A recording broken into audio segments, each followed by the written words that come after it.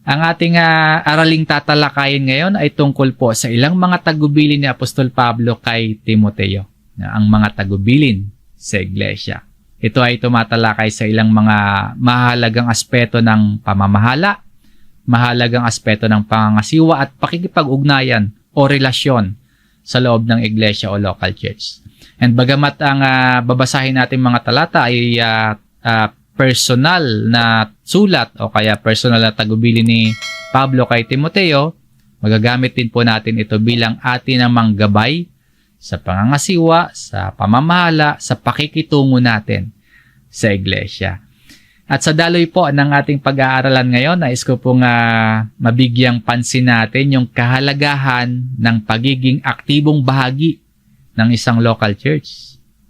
Alam po natin at itinuturo sa atin ng Biblia na hindi ang pagiging kasapi ang magiging daan upang tayo po ay magtamo ng kaligtasan, kundi ang pananampalataya kay Jesus. Yun pa din po at yun lamang ang tanging daan upang tayo po ay maligtas, ang pananampalataya kay Jesus. Pero bunga ng ating pananampalataya ay isang resulta ng pagkakaroon natin pananampalataya ay ang pagiging aktibo at masiglang bahagi ng isang iglesia. Kaya kung kayo po ay bahagi ng kalipunan ito, ingatan natin ito, pangasiwaan natin ito ng mabuti, paunlarin pa natin, pasiglahin pa natin, pagyamanin pa natin ito. At kung kayo naman po ay bahagi ng ibang church at nakikita nyo naman po, natitiyak nyo naman po na ang aral ay nakabatay sa Biblia, pangalagaan din po ninyo iyan. Pangasiwaan ng mabuti at ingatan din po ninyo iyan. And kung kayo naman po ay wala pang kinabibilangang local church sa ngayon, welcome po kayo dito sa ating kalipunan. Handa po kami na kayo po ay tulungan, handa po kami na kayo ay samahan hanggang sa matagpuan po ninyo ang iglesia lokal na maaari ninyong kabilangan. Na tayo po bilang mga Kristiyano, bilang mga mananampalataya ay nararapat na kabilang sa isang komunidad o kabilang po sa isang kapatiran, magkakapatid sa Panginoon na may pagpapahalaga, na meron po pagmamalasakit sa isa't isa, sa physical man yan, lalong-lalo na sa spiritual na kalagayan. Tatalakayin po sa sulat ni Pablo kay Timoteo kung ano yung mga tungkulin na ipapaalala, ituturo niya sa atin, ano ba yung mga gampanin natin bilang mga mananampalataya sa loob ng isang iglesia. So, munting paalala po mula sa kapatid patungo sa lahat ng kapatid. Ito yung gentle reminder. Kung ikaw po ay elder, kung ikaw po ay ministry leader, gampanan po natin ng may kapakumbabaan yung ating mga tungkulin. Magsumika pa po sa pangangasiwa sa bawat lokal. At kung ikaw naman po ay miyembro ng isang local church, magpasakop po tayo. Magtiwala po tayo at magpasakop ng may paggalang sa mga namiminuno, sa mga nangunguna sa atin. At gampanan din po natin yung ating mga tungkulin sa pagpapatibay hindi lang ng ating sariling pananampalataya, kundi maging pananampalataya ng iba. So para sa ating lahat po, ang paalala, magpatuloy tayong isabuhay yung mga katuruan at ihanay natin yung ating pamumuhay at nilalaman ng ating isip sa kung ano ang salita ng Diyos. Atin pong pagbulay-bulayan ang mensahe ng Diyos sa pamamagitan ng banal na kasulatan para sa atin ngayon. Bago po natin basahin ang mga talata, ang version po ng Biblia na ating gagamitin sa Tagalog po ay ang Bagong ang Biblia. Sa English po ay New King James Version. Mula po ito sa sulat ni Pablo kay Timoteo, and by dalawang sulat po na sa bahagi ng New Testament, si Apostle Paul kay Timoteo. At si Timoteo po ay madalas na itinuturing bilang isang halimbawa ng kabataan na may matibay, may masigla na pananampalataya at paglilingkod sa Diyos. Si Timoteo po ay isa sa mga pinakamalapit na kasama ni Apostol Pablo at kilala siya sa kanyang gawain bilang ministro sa isang iglesia sa Efeso. Narito po ang ilang mga punto o mahalagang aspeto ng pamamahala at pangangasiwa ng iglesia na ating tatalakayin mula sa pangunahing talata sa sulat ni Pablo sa unang Timoteo sa chapter 5 verse 1 hanggang 16 po ang ating mga pangunahing talata. Ito po ang ilang mga punto. Una, pagtrato sa mga matatanda at kabataan. Kalawa, pagtulong sa mga tunay na balo. At yung pangatlo po ay pagsasaalang-alang ng mga mananampalataya sa pagtulong sa kanilang kaanak at sa mga matatanda. Muli po, sa mga puntong ito, meron tayong tungkulin. Pinapakita sa atin dito na meron tayong gampanin para sa ating kapwa mananampalataya. Ang araling ito at mga puntong ito ay nagbibigay din sa tamang pag-uugali at tamang pamamahala sa mga ugnayan sa loob ng local church. Sa kabuuan, ito ay naglalayong itaguyod yung kaayusan. Naglalayong itaguyod ang mga puntong ito, yung pagkakaroon ng at papanatili ng paggalang sa bawat isa at pagmamalasakit, lalong-lalo na sa mga nangangailangan. Isa-isahin po natin ang mga puntong ito.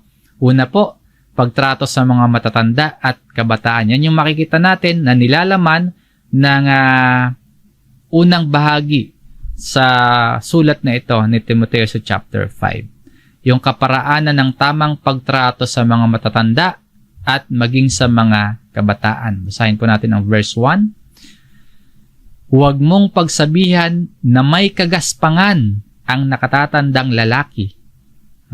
Sinasabi dito ni Pablo, yung paggalang dapat ipakita, dapat yang ipadama sa mga nakatatanda. Yung salita pong may kagaspangan, maihahalin tulad natin yan sa panahon ngayon ng mga bastos na pananalita, o kaya mga pagmumura, o kaya yung pagsasalita na nakakasakit ng damdamin. Yung mga yan po ay hindi dapat masumpungan sa mga mananampalataya. Lalong-lalo na po sa pag-ugnay natin sa ating kapwa, sa mga nakatatanda sa atin. Sabi dito, do not rebuke an older man. Manatiling mahinahong pagsabihan. Kung kinakailangan na tayo ay may papayuhan, may pagsasabihan na nakakaedad sa atin, ang paalala, manatiling mahinahon. Tratuhin ng may respeto. Nakatatandang lalaki o nakatatandang babae man yan, tratuhin may respeto. Kaya sabi dito, kundi, wag daw po may kagaspangan, no? Kundi pakiusapan mo siyang tulad sa isang ama. Pakitunguhan na may lubos na paggalang kung paano mo iginagalang at pinakitutunguhang mabuti ang iyong ama. So, pinapayo dito ni Pablo na sa halip na pagsabihan ng may kagaspangan o pagsalitaan ng nakasasakit, na sitahin ng may galit, ang pakikitungo ay dapat merong respeto, merong pagkilala sa karanasan at karunungan ng nakatatanda. Kung paano mabuting pinakikitunguhan ang isang ama. So yan po, yung paalala dito para sa mga nakatatandang lalaki. At para naman sa mga kabataan, particular sa kabataang lalaki, sabi dito, sa mga kabataang lalaki na tulad sa mga kapatid. Dito naman po, nagbibigay ideya sa atin ng pagkakapantay-pantay, yung pangangalaga, yung pagtutuwid ng merong malasakit. Na sa loob po ng kalipunan, yung relasyon sa pagitan ng bawat kapatid, lalo na sa mga kabataan, dapat meron ding respeto. Nananatili yung pagmamahal, pagkakaibigan. Inahalin tulad sa isang tunay na pamilya. At sa pagpapatuloy po ng tagubilin na ito ni Pablo sa kasunod na talata, sa matatandang babae na tulad sa mga ina. Dapat tratuhin daw po ni Timoteo yung mga matatandang kababaihan na mayroong respeto. Tratuhin nilang may karangalan. Tratuhin nila kung paano nila mabuting tinatrato yung kanilang sariling ina. Nangangahulugan po ito na dapat iginagalang, dapat mayroong pagmamalasakit ang pakikitungo sa matatandang babae.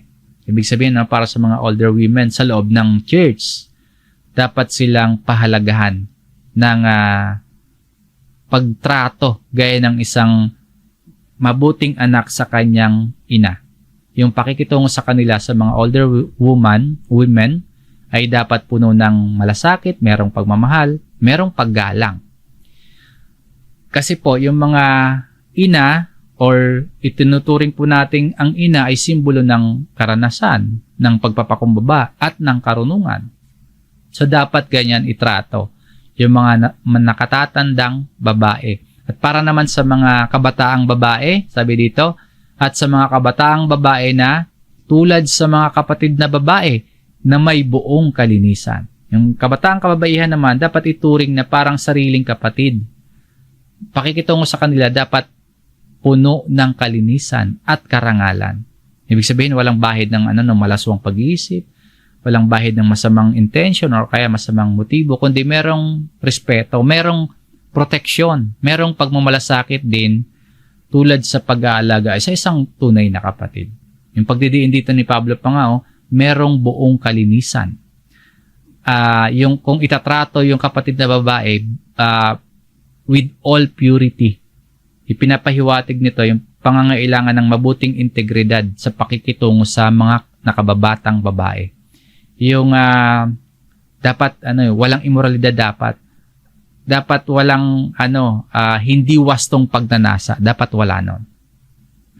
So sa kabuuan po ng mga talatang ating binasa sa verse 1 at dito sa verse 2, mahalaga yung paggamit ng maingat na pananalita para mapanatili natin yung magandang relasyon, magandang ugnayan sa loob ng church. Tulad ng pagturing natin sa loob ng ating pamilya. Pakikipag-usap sa mga nakatatandang lalaki bilang ating ama, sa nakatatandang babae naman bilang tulad sa ating ina. Sa mga kabataan, lalaki at babae, bilang ating mga kapatid. So sa loob po ng kalipunan, dapat nakikita yung respeto sa bawat isa sa paraang may pagkakapantay-pantay, kung paano natin pinangangasiwaan at nakikitungo tayo sa loob ng isang mabuting pamilya. Sa matatanda nga po, pinapakita yung paggalang at pagmamalasakit, at sa mga kabataan naman, lalo na sa mga kabataang babae, yung pagpapakita ng pagprotekta at malinis na intention. So, pinapakita sa atin ng mga talatang yan kung paano natin dapat tratuhin yung mga nakatatanda sa atin at yung mga kabataan. At sa pagpapatuloy po ni Pablo, meron din siyang particular na instructions para sa mga balo naman. So matapos niyang talakayin yung mga nakatatandang babae at lalaki at yung mga kabataan, bigyan pansin po natin yung mga payo dito ni Pablo at ating alamin yung maaring ilang nakakaligtaan kasi natin kung paano pa dapat tamang itrato yung mga nakatatandang balo naman. Yung mga lolo, yung mga lola natin, lalo na yung mga balo. At lalo na yung mga nalalagay sa mahirap na kalagayan. Ito yung kalawang punto ng ating aralin, pagtulong sa mga tunay na balo. Sinasabi po sa verse 3, parangalan mo ang mga babaeng balo na tunay na balo. O tila nagbibigay na ng utos dito si Apostle Paul, no? Parangalan mo ang babaeng balo na tunay na balo. Yung salitang parangalan po, nangangahulugan niya na bigyan ng respeto, bigyan ng pagpapahalaga, at bigyan ng suporta yung mga babaeng balo, lalo na yung mga tunay na nangangailangan. Sa konteksto po ng mga balo nung panahong yan, kung ihahambing sa panahon natin ngayon, may pagkakaiba na. Actually, malaki na yung pagkakaiba. Yung mga matatandang babaeng balo noon, sila yung kadalasang walang kakayang maghanap buhay o kaya talagang wala nang kaagapay sa buhay. Kaya ang turing sa kanila, marurupok, may hina. At nasa ilalim sila ng espesyal na pangangalaga ng kanilang pamilya, kung meron pa silang pamilya. Kung wala na, nasa ilalim sila ng espesyal na pangangalaga at tulong na nagmumula sa church o sa iglesia. And yung parangalan po dito na sinasabi ni Apostle Paul, merong dalawang aspeto. Yung parangal, ibig sabihin, paggalang at pagtulong. Yung paggalang po bilang parangal, kinikilala ng mga nasa community, nasa pamilya, yung pamumuhay ng mga babaeng balo na meron silang, nakitaan sila ng pagsunod at pagtitiwala sa Diyos sa gitna ng kanilang pinagdaanang mga paghihirap. Kaya sila po ay iginagalang. Yun yung pagbibigay parangal. Yung ikalawang aspeto, pagbibigay parangal, pagtulong. Basahin po natin ang talatang ito sa Revised Tagalog Popular Version. Sabi po, tulungan mo ang mga biyudang walang ikabubuhay. Sa ang bagong ang Biblia, parangalan Pagdating dito sa Revised Tagalog, tulungan. So, yan yung isa pang aspeto ng pagbibigay parangal. Parangalan bilang isang pagtulong. Nararapat daw po na suportahan yung pagbibigay parangal, no? Suportahan sa pisikal, sa pinansyal, o material na pangangailangan, yung mga babaeng balo. Kung naka-address ang payong ito kay Timoteo at sa pamamagitan naman ni Timoteo patungo sa local church, ibig sabihin, gampanin ito ng local church na damayan, na pagmalasakitan, na igalang at tulungan yung mga babaeng balo. Yun yung pagbibigay parangal. Lalo na sa mga walang ibang inaasahan o wala silang maaasahan. Yung pagpaparangal sa biyudang walang ikabubuhay ay pagpapakita po ng malasakit sa kapwa, respeto, tulong at suporta. Alinsunod po yung mga tulong na yon, yung mga suporta na yon sa prinsipyo ng pagmamahal sa kapwa mananampalataya. Pagtulong lalo na sa mga tunay na nangangailangan, yung mga walang ikabubuhay. Sila yung really widows, sila yung mga itinuturing na tunay na balo. Sila yung mga nararapat na tulungan. Kung wala silang pamilya, nararapat tulungan ng iglesia. Sila yung mga really widows. Sabi po sa verse 5, ang tunay na babaeng balo at naiwang nag-iisa. Sinasabi dito ni Pablo, yung tutulungan, ito, yung really widow and left alone. Ibig sabihin, walang kamag-anak, wala nang kasama sa buhay, namumuhay mag-isa, nasa paghihirap pa, o kaya hindi sumasapat yung mga ikabubuhay. Yan yung tunay na babaeng balo. At ang sabi pa po dito, ay umaasa sa Diyos. Yung mga tunay na balo, inilalarawan bilang mga babaeng buo ang tiwala at buo ang pag-asa sa Diyos. Wala silang ibang mapagkukunan ng suporta, kaya sila nakadepende sa kabutihan ng Diyos sa kanila. Sa kanilang paghihirap, lumalapit sila sa Diyos, umaasa sila, ang Diyos ang kanilang inaasahang tagapagbigay at tagapagligtas. At sabi pa dito, at nagpapatuloy sa mga pagdaing at mga panalangin gabit araw. So dito naman sinasabi na yung tunay na balo ay yung pamumuhay na nakasentro sa matapat na panalangin. Nagpapatuloy sa mga pagdaing at mga panalangin. Yung pagdaing maaaring tumutukoy sa kanilang pagsusumamo. Yung pagsamo ng mga balo, pagsamo nila sa Diyos na humingi ng kanyang awa at tulong. Kasi pag iisipin nga natin yung context ng babaeng balo ng panahon na yan, sila talaga yung mga mahihina o marupok sa community. Kaya yung kanilang pagsamo, no, yung pagdaing, yung kanilang pananampalataya ay pinapakita sa kanilang pananalangin na hindi sila humihinto gabit araw, ay kahit na nakakaranas sila ng paghihirap, na dumaraan sila sa kahirapan, hindi sila nagpapatuloy sila sa pag-asa sa Diyos. Mahalagang tandaan natin itong katangiang ito, mga kapatid, no? Umasa sa Diyos at nagpapatuloy sa mga pagdaing at mga panalangin gabit araw. Yan yung tunay na babaeng balo. At ang kasunod na kalagayan pa ng tunay na babaeng balo na tutulungan ng church, sa verse 9, ang mababasa natin ay ganito, isama sa talaan ang babaeng balo kung siya ay 60 taong gulang pataas. So ito pa yung dapat na isama sa talaan na dapat tulungan ng church. Noon pa man pala, yung edad na ito, yung 60 o senior citizen sa panahon natin ngayon, itinuturing ng isang panahon, yung may 60 taong gulang pataas, kung kailan ang isang tao ay hindi na kayang maghanap buhay o kaya mag-asawang muli, no? Mahirapan na. Kaya nangangailangan na sila ng tulong, particular po dito sa talatang ito, tulong mula sa church. Kung qualified, kung maisasama sila sa talaan sa kanilang talaan ng pagiging babaeng tunay na babaeng balo. Sa panahon natin ngayon, sila yung mga walang hanap buhay.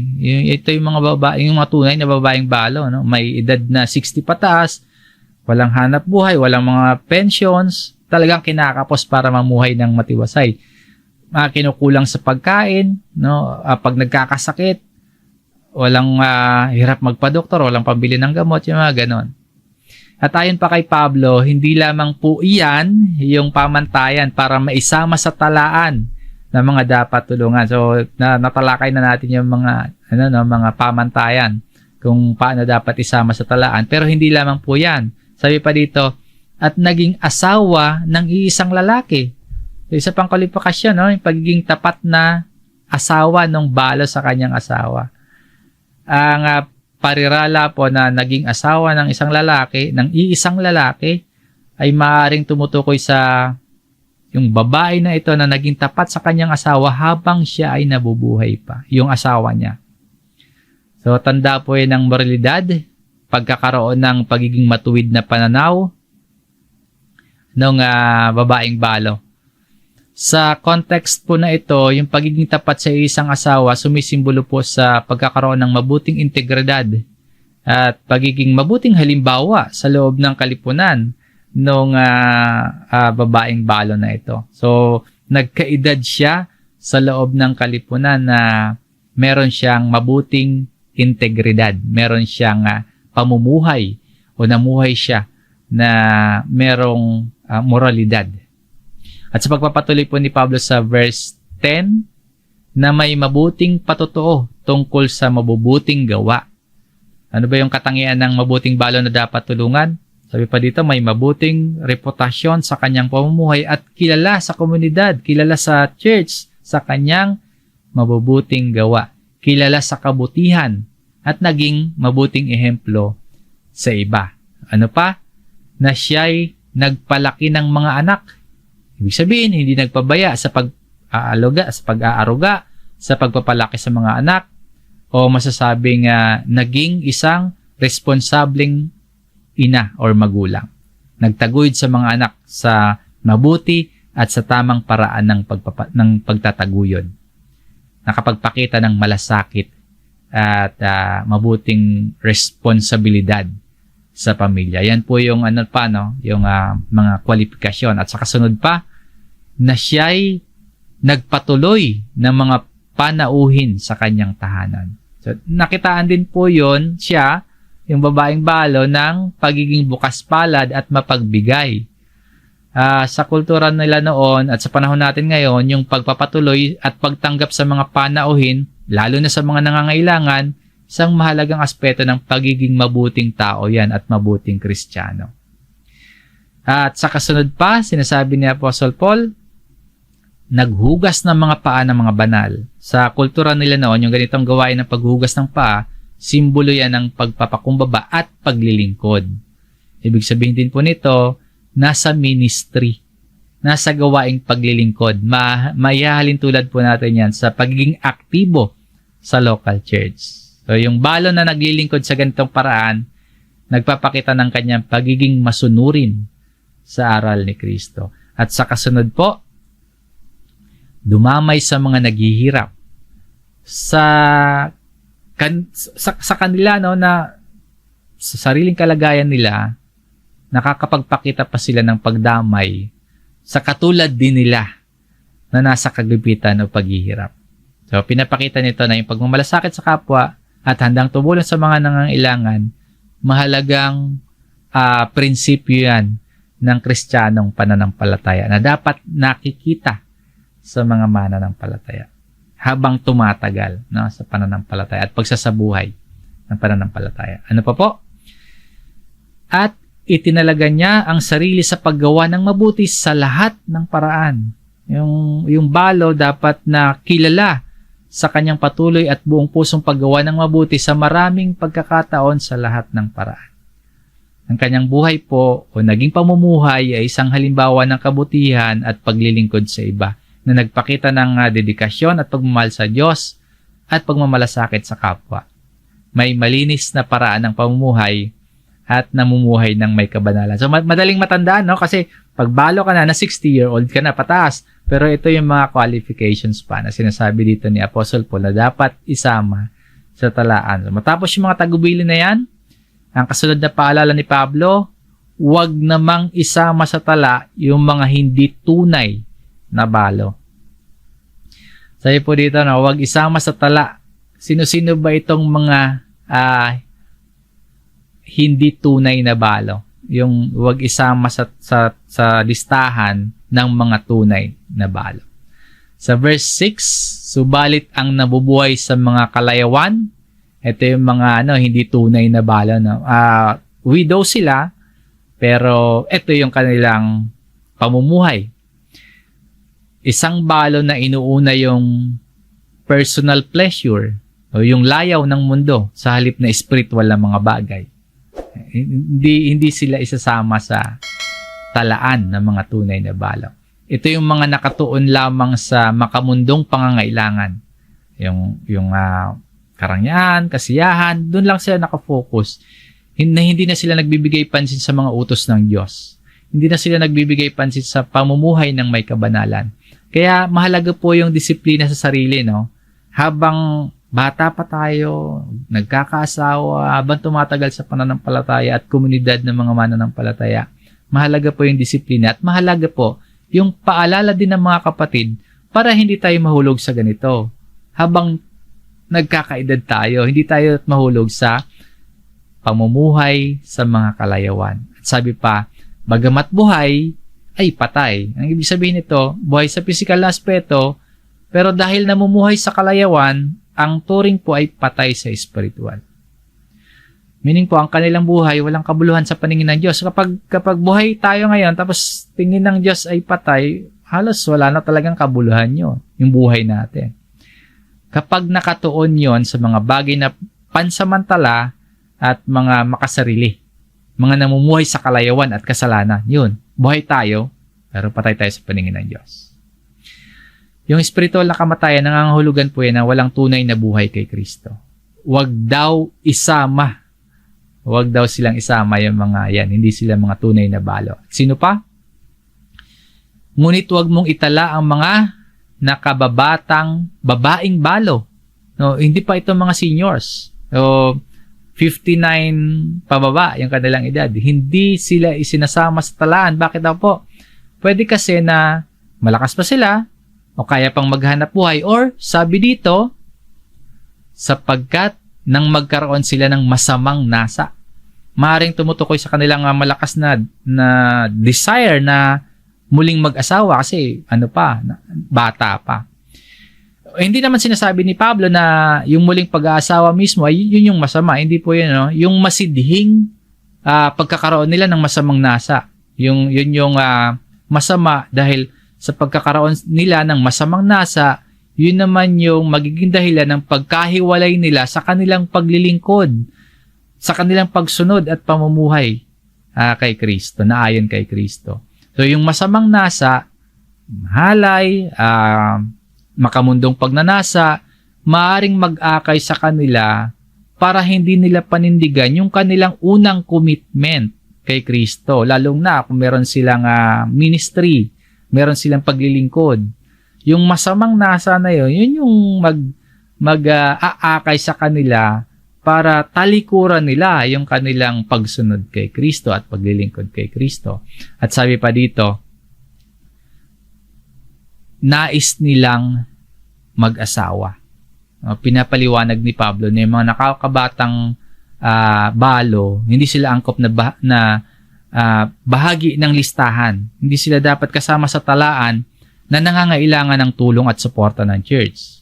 Kasi meron pa silang posibilidad na mag-asawa muli. Magkakaroon sila ng panibagong kasamang magtataguyod sa kanila. So, hindi sila priority na isama sa talaan. Ano pa yung dahilan kung bakit hindi kasama sa tala yung mga nakakabatang balo, mga nakakabatang babaeng balo?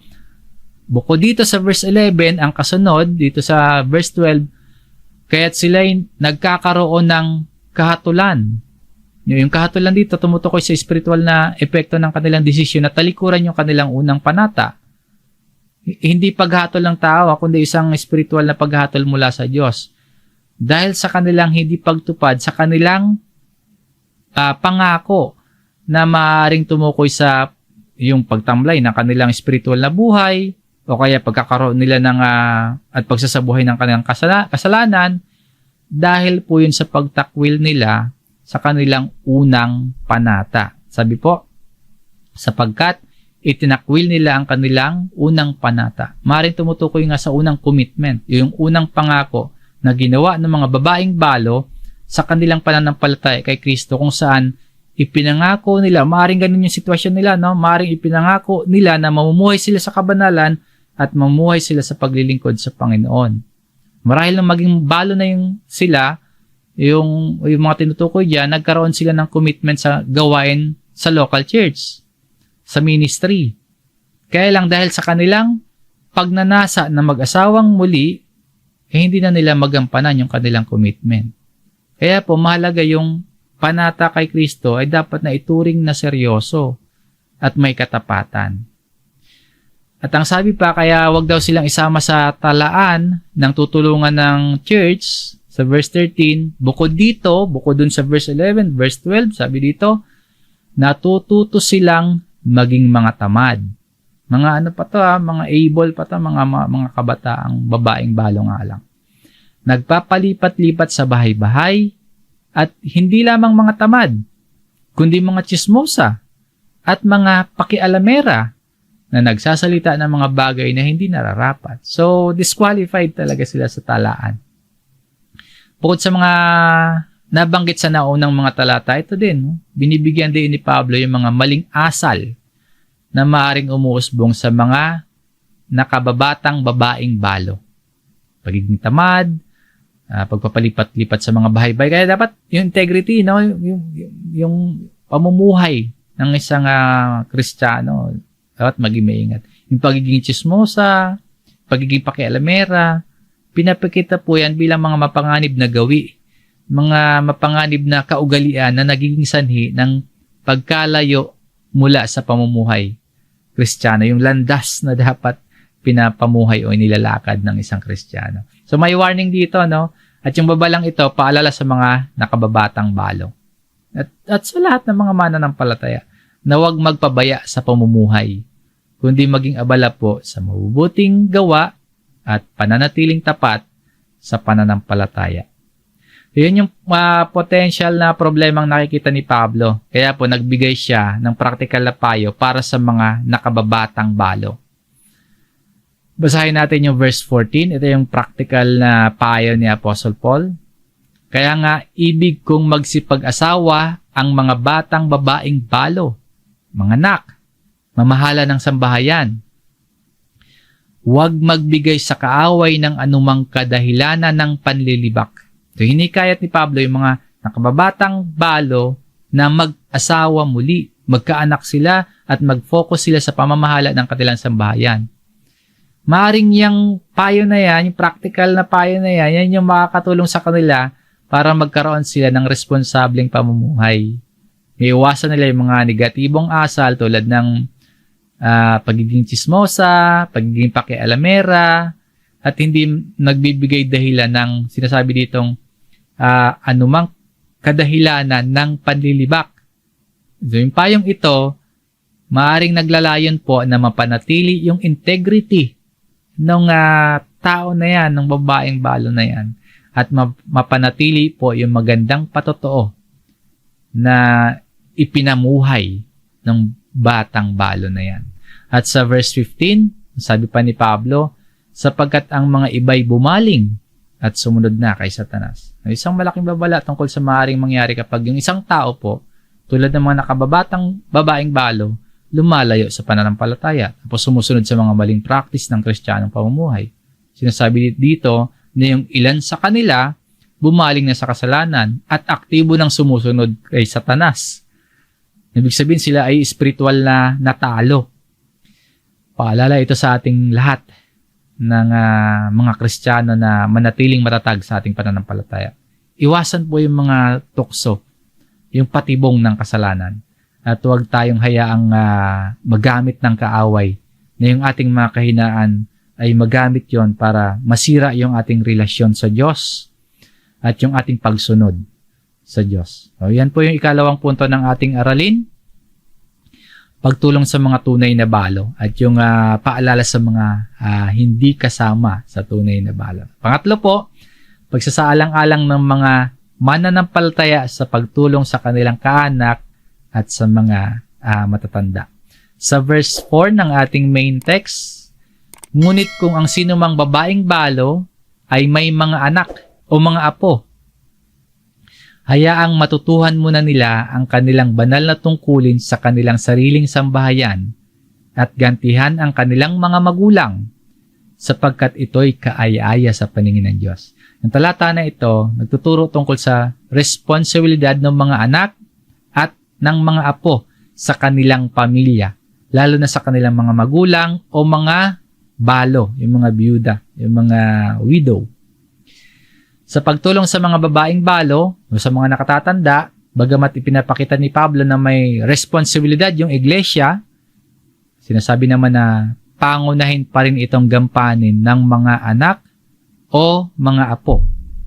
Sinasabi dito na kung ang isang babaeng balo ay may anak o may apo, yung mga anak o apo yung dapat na unang matutong gampanan yung kanilang banal na tungkulin sa kanilang sariling sambahayan. Ibig sabihin, responsibilidad ng anak, responsibilidad ng apo na pangalagaan at suportahan yung kanilang mga magulang, lalo na kung sila po, yung parent nila ay naging balo na. Bilang pagbabalik ng utang na loob yun o gantimpala sa kanilang mga magulang na nagpalaki sa kanila, nag-alaga sa kanila, nag-provide sa kanila. Yung ganyang pagkilos po, yung pagtulong ng anak at apo, yung pagtanaw ng utang na loob sa magulang, itinuturing po yan na kaaya-aya o kalugod-lugod sa paningin ng Diyos. Pero siyempre tayo naman po mga magulang, tayo naman pong mga lolo, mga lola, hindi natin dapat yan tinitake advantage, no? Ang payo dito sa mga anak o mga apo. Kaya tayo naman ay mga nakatatanda na, ingatan naman natin yung ating naging pamumuhay habang bata pa. Nabasa natin yung mga qualifications kanina. Pero dito po sa puntong ito, yung pagtulong ng anak at apo, yung pagtanaw ng utang na loob sa mga magulang, itinuturing niya na kalugod-lugod sa paningin ng Diyos. Dahil ipinapakita niya yung pagmamahal, yung respeto, yung pagpapahalaga sa mga lolo, sa mga lola, o sa mga magulang, lalo na sa mga balo. Sa madaling salita po, hinihikayat ng talatang ito yung pagpapakita ng pagmamalasakit sa loob ng pamilya. Bagamat may tungkulin yung church, pero hinihikayat ng talatang ito yung pagpapakita at pagpapadama ng pagmamalasakit sa loob ng pamilya bilang bahagi ng pagsunod sa kalooban ng Diyos. Sa abot ng ating makakaya, tulungan ang ating pamilya. Sa verse 7 po, ang mga bagay na ito'y iutos mo rin naman upang sila'y hindi magkaroon ng kapintasan. And these things command. Tumutukoy na yung utos na ito, pagtulong sa kanilang sariling sambahayan at kabilang nga po dyan yung tanawin, yung utang na loob yung kanilang, para sa kanilang mga magulang o mga nakatatandang widow. Utos ito para sa mga anak o apo. Para saan? Sabi dito, that they may be blameless, upang sila'y hindi magkaroon ng kapintasan. Ano ba yung kapintasan na yan? Sa verse 8, ngunit kung ang sinuman, matapos paalalahanan yung mga anak, yung mga apo, ngunit kung ang sinuman ay hindi kumakalinga sa kanyang mga kamag-anak, lalong-lalo na sa kanyang sariling sambahayan, pagbibigay din ito sa ating responsibility sa loob ng ating pamilya bilang mga mananampalataya, bilang mga Kristiyano. Kailangan nating kalingain, o responsibilidad nating tulungan sa emosyon man, sa physical, maging sa mga material o pinansyal, yung ating sariling sambahayan, yung ating pamilya, lalong-lalo na sa oras ng kanilang pangangailangan. Dahil kung hindi po, sabi nga po ni Pablo, ito yung sinasabing kapintasan. Tinanggihan niya ang pananampalataya at siya'y masahol pa sa hindi mananampalataya.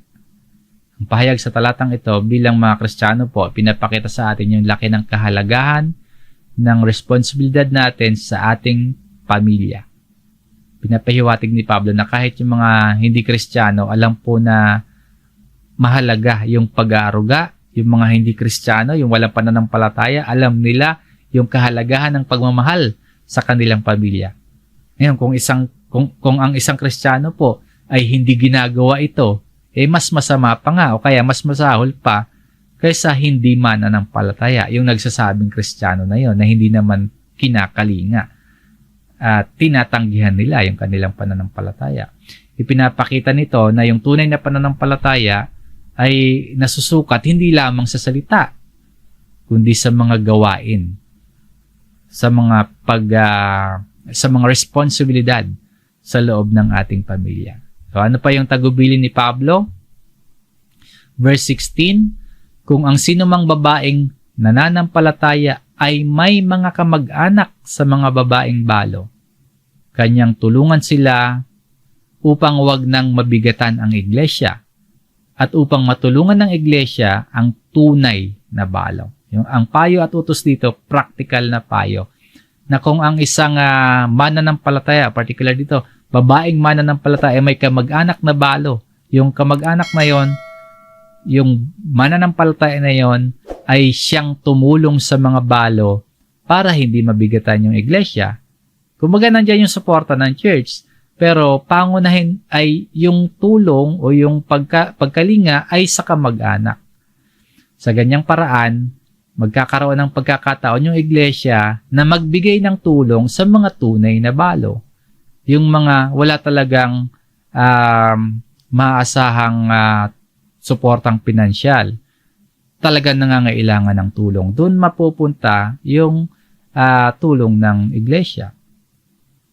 Bagamat may nakahandang pagtulong yung ating kongregasyon sa mga naghihirap, yung mga nabibigatan nating mga kapatid, kahit pang hindi balo or balo man sila, yung kakayahan yung kasalukuyang kakayahan ng ating kongregasyon, yung financial support ay hindi sumasapat. Hindi natin masapat yan. Hindi ganun kalaki yung halaga na maaari nating itulong. Kaya yung paalala dito, yung immediate family pa din. Kasi yung kongregasyon naman natin, mostly ang talagang nasusupport nito yung mga gawaing pagsulong ng salita ng Diyos. Pero may tungkulin talaga ang kongregasyon na kumalinga sa mga nangangailangan. Pero sa ngayon, hindi pa sumasapat. No? Ngayon, para hindi masyadong mabigatan yung ating kongregasyon, pag-isipan natin na sundin yung tagubilin dito na tulungan natin bilang mga mananampalataya yung ating sariling kaanak. Lalo na yung mga nag-iisa na lamang sa buhay at talagang kapos sa kabuhayan. So, meron tayong tungkulin sa ating pamilya. May tungkulin din ng iglesia para sa mga nangangailangan ng tulong. Kailangan lamang nasa tama. Meron namang guidelines Paano ba isasagawa? Paano ba ipagpapatuloy? So, meron namang guidelines. Yung iniiwanang aral o aplikasyon para sa atin ng mga tinalakay natin, una, ang dalisay na relihiyon. Basahin natin itong sulat ni James, yung Santiago chapter 1, verse 27. Ang dalisay na relihiyon, walang dungi sa harapan ng Diyos, sa harapan ng ating Diyos at Ama. Bawat isa sa atin, bilang mga mananampalataya, naghahangad na malugod natin ang Diyos sa pamamagitan po ng ating tunay na pagre-relihiyon. Kung mabigyan ng papuri ang Diyos, hindi yung tao, hindi tayo mismo, hindi tayo yung maitanyag, hindi tayo yung mag-viral, kumbaga, kundi ang Diyos at ang gawa niya, yun yung maitanyag, yun yung mag-viral. Kaya meron tayong tinatawag na pagre-relihiyon. Kaya tayo merong pagre-relihiyon, hindi para tayo yung mabigyan ng glory, no? Kundi sa atin pong tunay na pagre-relihiyon, naghahangad tayo na malugod natin ang Diyos, mabigyan natin ng karangalan at papuri ang Diyos. At yung dalisay na relihiyon sa harapan ng ating Diyos ay ito, dalawin ang mga ulila at mga balo sa kanilang kahirapan at panatilihin ang sarili na hindi nadungisan ng sanlibutan. Yan yung dalisay na relihiyon. Kalinsabay ng ating pagtulong, yung pananatiling yung ating sarili ay panatilihing malinis, panatilihing sumusunod sa mga salita ng Diyos. At syempre, yung ating pagtulong, wag namang nanggaling sa masama na nakakaisip tayo at nakakagawa ng masasama dahil ang purpose natin ay tulungan, lalo na yung pamilya natin. Hindi naman po ganoon. Ang bawat isa sa atin, isabuhay ang ating relihiyon. At ito yung dalisay na relihiyon na sinasabi dito. Dalawin ang mga ulila at mga balo sa kanilang kahirapan at panatilihin ang sarili na hindi nadungisan ng sanlibutan. Ipamuhay ang ating pananampalataya at ipamuhay ng may kapakumbabaan at katapatan ang ating pagsunod sa Diyos. Ikalawa, sa ating pagtulong, minumungkahi dito, no? O kaya paggawa ng mabuti, huwag manghinawa sa paggawa ng mabuti. Sa sulat po ni Apostol Pablo sa mga taga-Galatia, ganito ang sinasabi sa chapter 6 verse 9, at huwag tayong manghinawa sa paggawa ng mabuti, sapagkat sa takdang panahon ay mag-aani tayo kung hindi tayo manlulupaypay. Sa verse 10, kaya't habang may pagkakataon, gumawa tayo ng mabuti sa lahat, lalong-lalo na sa mga kabilang sa sambahayan ng pananampalataya.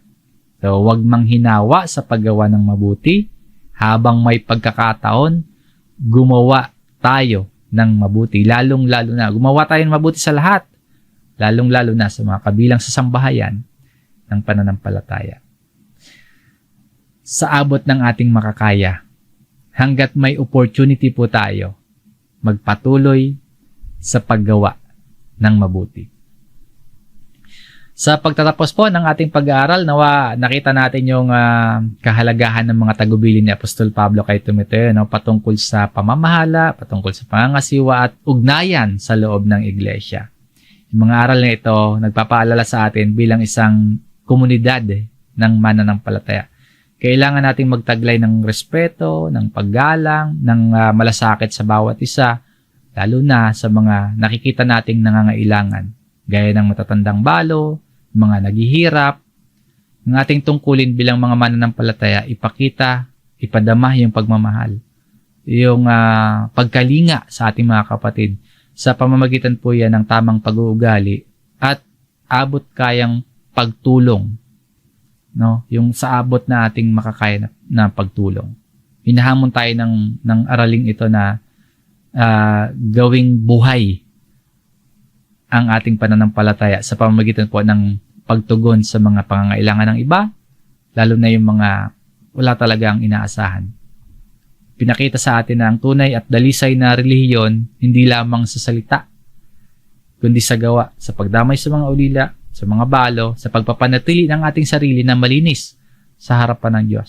So mga kapatid, sa ating patuloy na paglilingkod sa Panginoon at sa isa't isa, naway maging gabay natin ang mga tagubiling ito para patuloy tayong lumago sa pag-ibig, umunlad tayo sa pananampalataya at magsumikap pa sa pagnanais na luwalhatiin ng Diyos sa lahat ng ating mga ginagawa. Naway patuloy tayong maging halimbawa ng tunay na mananampalataya at maging mabuting halimbawa tayo bilang isang iglesia din po, isang pamilya na puno ng pag-ibig, merong paggalang, at merong malasakit sa isa't isa.